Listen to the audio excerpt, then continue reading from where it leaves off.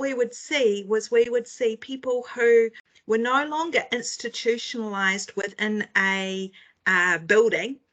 Rather, they became institutionalized within the community, in the sense that all of their relationships were actually with other services. So, and those services would often end up passing them around from service to service to service, as opposed to actively engaging them within what I refer to as organic connections. So that's connections within our community. And I started to really question, why is that? Why are we not, why are we discharging them from one mental health service to another mental health service in the community, and then charging them to another one? And why are we not actually looking at supporting them to connect to QE2 swimming pool and communities that are happening there, the yoga group, the Pilates group? Why are we not looking at these things? And it spoke to me a real sadness around the lack of organic connections. But also what I started to realize was that lots of those spaces, because of the stigma attached to some experiences of distress, but also the process of self-stigma that gets developed via our services currently, those spaces that would be of organic connection become really difficult for some people within our community. And so I was like, well, we need to do something about this.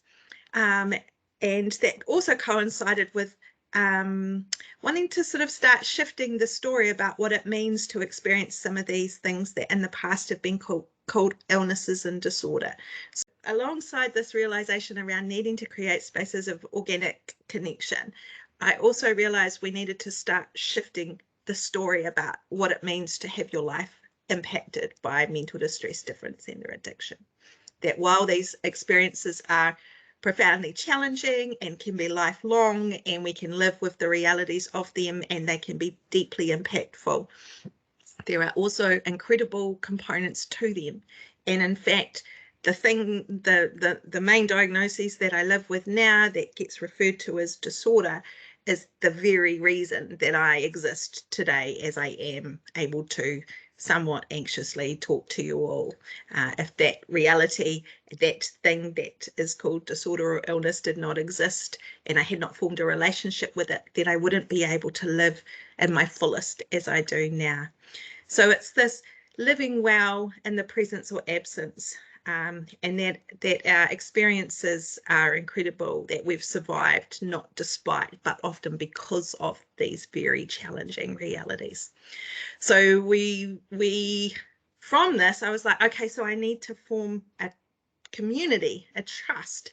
And first of all, I wanted to put on like a Mad Pride Week, because I are a burlesque performer and MC, and so I'd performed at Winter Pride, which is affectionately referred to as Gay Ski Week, and I was like, if they can have a wonderful ski week, the least we can do is have a Mad Pride Festival. And so I planned Divergence, which was our first Mad Pride Festival in Christchurch. We've had 3 now, and they're a kind of week-long celebration of different bits and pieces that are celebrating lives impacted by or touched by experiences of distress, difference, and addiction. And they're quite fun. We put on shows, we do family events, we go for a big black dog walk off and other bits and pieces.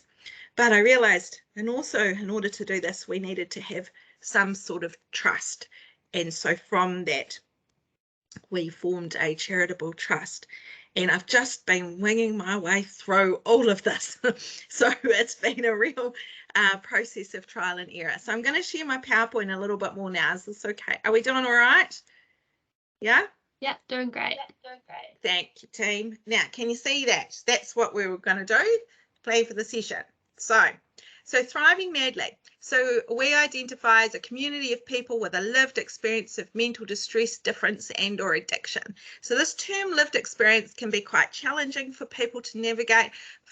We've come up with a way of understanding this where we deem lived experience as being different to personal experience. Lived experience speaks to a processing of what has occurred for you in regards to your personal experience, and then a conscious decision as to live and act and take action to use your experience to change the experience of those who come after you. So I'm not sure if that makes sense, but that's our community understanding around what an identity of lived experience means. And I've got there's a blog post where we talk about that. But what we believe is that it is through mutual connection that we will weather the storms of life, crafting wisdom and beauty that not only benefits ourselves and each other, but also the broader community. So within that statement, what we're looking at is establishing mutual connections, which speaks to a change in how power is experienced. So often within service spaces, there's quite a power differential between the person who comes, who's experiencing the challenging thing, and the person who is there offering support to journey alongside them. So what we're looking at here is mutual connection, and there's a whole raft of kind of philosophy that comes alongside that. Is this okay? Yeah.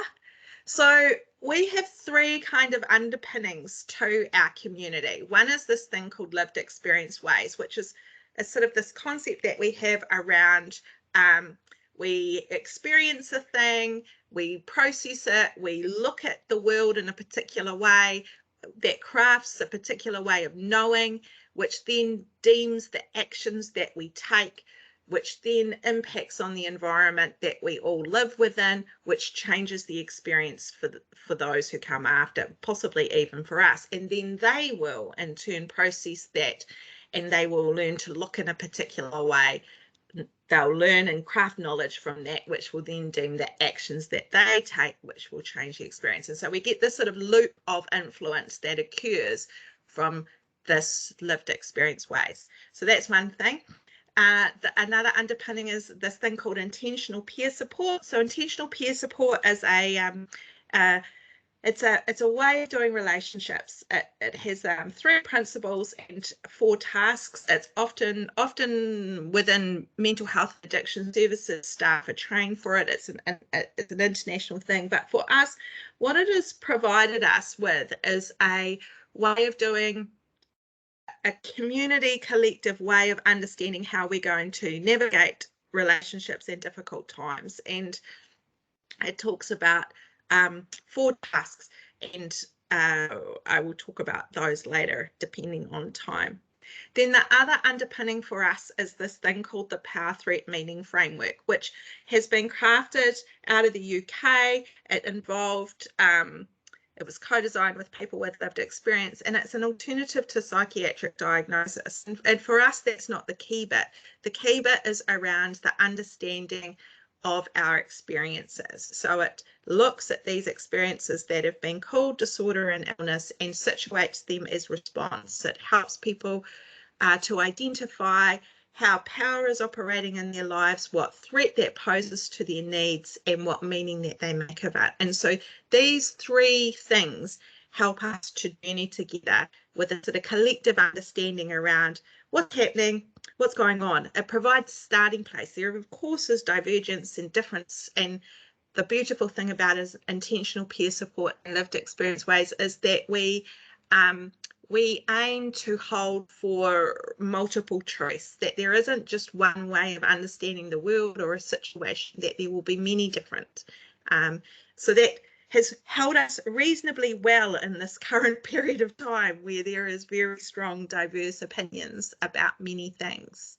So these next set of slides is just sort of talking about how we've come to understand our community structure, and I think that this might possibly be useful for looking at how we've managed to craft an inclusive space. So we don't talk about service users or any of those sorts of things. We talk about contributors. So everybody is a contributor, and we have kind of three, because of course we're growing and evolving and understanding. So at the moment, we kind of understand that contribution can look like a whole lot of different things, but we've kind of identified 3 kind of key types of contribution. So you've got connecting contributors, and so they're all just the people that just come to the things. So people contribute to Thriving Madly, like say performing in a show that might be around. We had a show that was called Psychosis, and it was looking at the experience of gender and how that contributes to experiences of distress. So a person performing in that show is obviously a contributor, but also a person attending the show as a contributor. They're connecting. We have black dog walk-offs. So everybody that comes to, you don't have to have a black dog. You don't even have to have a dog. It's the black dog analogy for low mood. So everybody coming to those dog walks is connecting with one another. They're contributing to the life of the community. They're contributing to the life of one another by being seen and witnessed and cared for just by being with provides a sense of belonging that for some of our people would not have had before.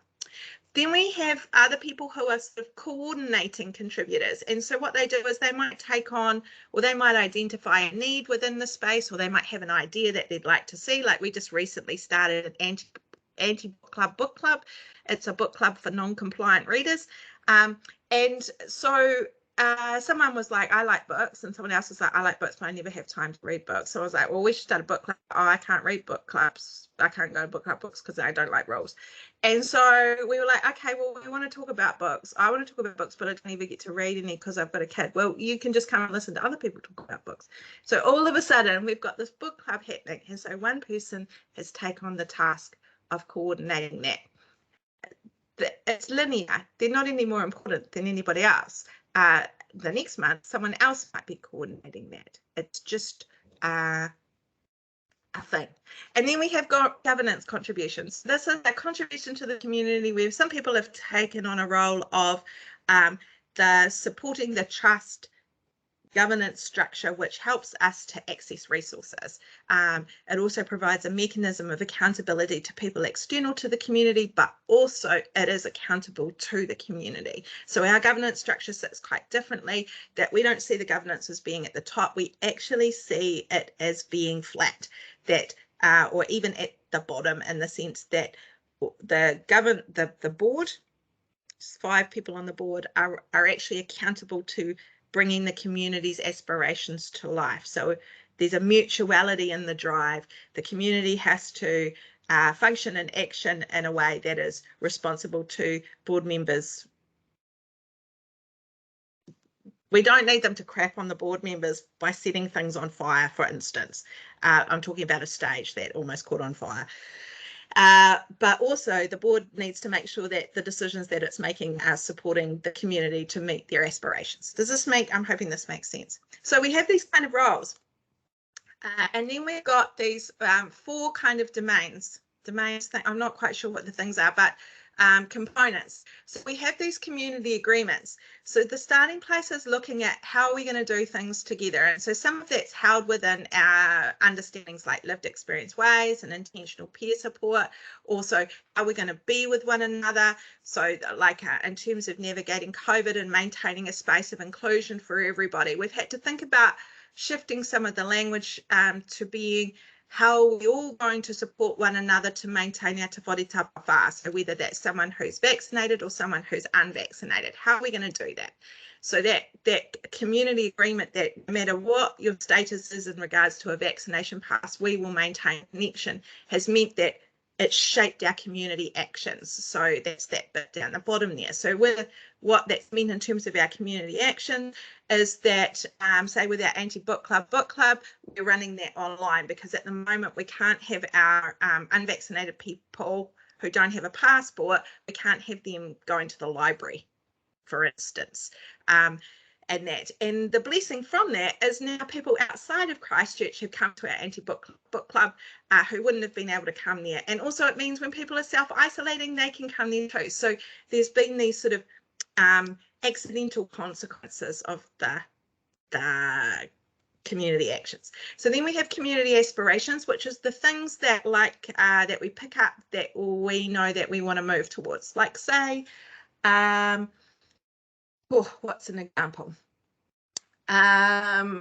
We as a community, there was a group of people and they wanted to do some craft, and so they found that craft was something that supported their well-being, but they also wanted to be able to provide spaces for other people to also experience craft as supporting their well-being. So we did that, and so we had these craft afternoons, and they're quite hilarious and quite fun. And so then we have community resources. So the governance structure is actually situated as a community resource. So that's a resource for the community as opposed to a driving force for it. Additionally, there are other things within the community, like community members' skills. Like in terms of putting on shows, we've got some wonderful connections with different performers around who also have lived experience who contribute to what we're doing. There's also knowledge, all sorts of things. Then we've got these people moving in and out. So these one of the things about community life is that we don't want to lock people in like we find in service spaces or that. So people might come and they might spend a couple of months hanging out with us, and then they might be like, no, I've made my own friends now, I'm going to go and do my thing.